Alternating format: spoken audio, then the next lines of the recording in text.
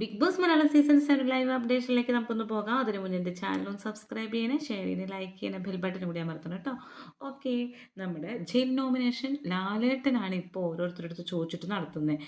സാധാരണ ലാലേട്ടൻ വരുമ്പോഴല്ല, അതിന് മുന്നാണ് നടത്താറ്. ലാലേട്ടൻ വരുന്നേക്കാളും മുന്നേ ജയിലിൽ കിടന്ന് അത് വിടിയിപ്പിക്കാറുണ്ട്. ഇന്ന് ലാലേട്ടൻ ചോദിക്കുന്നുണ്ട്. നമ്മുടെ സാബുമാൻ്റെ അടുത്ത് ചോദിക്കുന്നത്, സാബുമാനെ എന്താണ് ജയിൽ നോമിനേഷനെ കുറിച്ച് ആരെ വിടണമെന്നാണ് ആഗ്രഹം? സാബുമാൻ പറയുന്നത് എനിക്ക് നോമിനേറ്റ് ചെയ്യാൻ ഭയങ്കര മടിയാണെന്ന് പറയുന്നുണ്ട്. അപ്പോൾ പിന്നെ ഫസ്റ്റായിട്ട് സാബുമാൻ തന്നെ ചെയ്യണമെന്ന് പറയുന്നുണ്ട്. അതിന് മുന്നേ പറയുന്നുണ്ട്, അല്ല അനീഷ് എന്തെങ്കിലും മിസ് ചെയ്യുന്നുണ്ടോ ഈ ആഴ്ച? അപ്പോൾ അനീഷ് പറഞ്ഞു, ജയിലിൽ ഞാൻ പോയിട്ടില്ല ലാലേട്ട, അതാണ്.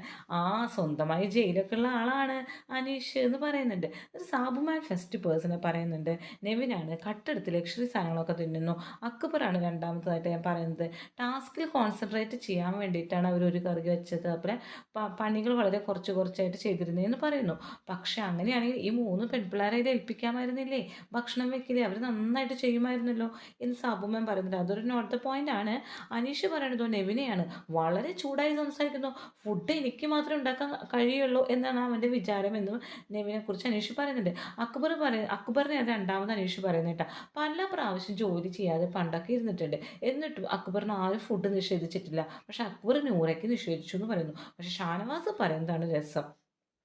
ഞാൻ ആദ്യമായി നെവിനെ പറയുന്നു. ഷാനവാസ് അതാണ് പറയുന്നത്. നിരന്തരമായി അനുമോളെ ടാർഗറ്റ് ചെയ്യുന്നു. ഞങ്ങൾക്ക് ഫുഡ് തരാൻ 5:30 വരെ വൈകി. അന്ന് ഒരു ടാസ്കേ ഉണ്ടായിരുന്നുള്ളൂ. എന്നിട്ടും അവർ 3 പേരെ വെച്ചിട്ട് കളിക്കുന്നുണ്ടായിരുന്നുള്ളൂ. എന്നിട്ടും അവർ ഞങ്ങൾക്ക് 5:30 ശേഷമാണ് ഉച്ചയിലത്തെ ഫുഡ് തന്നത്. നൂറയ്ക്ക് ഗ്യാസ് കയറി കൺഫെഷൻ റൂമിലേക്ക് ഓടുകയായിരുന്നു. ഒരു കറി മാത്രമേ തരുള്ളൂ എന്നവർ പറഞ്ഞു. ടാസ്കിൽ കോൺസെൻട്രേഷൻ ചെയ്യാനാണ് അവരത് ചെയ്തതെന്നാണ് പറയുന്നത്. അന്ന് ടാസ്ക് ഉണ്ടായിരുന്നിട്ടില്ല. 3 പേരെ വെച്ചിട്ട് മാത്രം ടാസ്ക് ഉണ്ടായിരുന്നിട്ടുള്ളൂ. പിന്നെ 9 പേർക്ക് ഫുഡ് ഉണ്ടാക്കാനാണ് അവർക്ക് ഇത്ര ബുദ്ധിമുട്ട് എന്നും പറഞ്ഞിട്ടാണ് നെവിനെ പറയുന്നത്. അക്ബറിനെ പറയുന്നത്, ചാണക്യനാണ് അക്ബർ.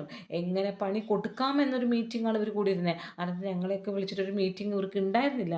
അക്ബർ ഒരു ബുദ്ധി കേന്ദ്രമാണെന്ന് പറയുന്നു. ഒരു ചെറിയ പൊടി കണ്ടിട്ടാണ് ഇത്രയും വല്ലാത്ത പ്രശ്നം ഇയാൾ ഇവിടെ ഉണ്ടാക്കിയത് എന്ന് പറഞ്ഞു ഘോരമായി ഷാനവാസ് പ്രസംഗിക്കുകയാണ്. അപ്പോൾ നൂറ വന്ന് പറയുന്നത്, നെവിനെയാണ് ലക്ഷറി സാധനങ്ങളൊക്കെ എടുത്ത് തിന്നെയാണ്, ഞങ്ങൾ സ്വന്തം വയറ് മാത്രം നോക്കുന്നുള്ളൂ. അക്ബർ രണ്ടാമത് ഫുഡ് ഞങ്ങൾ നിഷേധിച്ചു എന്നെ, അത് നൂറയും പറയുന്നുണ്ട്. അനുമോൾ വന്ന് പറയുന്നത് രസമാണ് കേട്ടോ. നെവിനാണ് എൻ്റെ ആദ്യത്തെ. അവൻ എപ്പോഴും ട്രിഗർ ചെയ്യുന്നു. എൻ്റെ കബോർഡിൽ ഇരിക്കുന്ന സാധനങ്ങൾ മുഴുവൻ അവനെടുത്ത് പുറത്തേക്ക് ഇടുമെന്ന് ഭീഷണിപ്പെടുത്തുന്നു.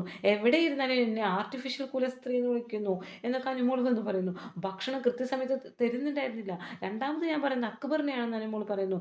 2 പട്ടങ്ങളാണ് അക്ബർ ആര്യനും. എന്താ വെച്ചിട്ടുണ്ടെങ്കിൽ ആകെ കൂടി നെവിന് മാത്രമേ ഭക്ഷണം ഉണ്ടാക്കാൻ കഴിയുള്ളൂ. അപ്പോൾ അക്ബർ ആര്യനും അടുത്തടുത്ത് ചെന്ന് തക്കാളി സവോളയൊക്കെ എടുത്ത് കഴിക്കാൻ വേണ്ടി മാത്രം ചെന്ന്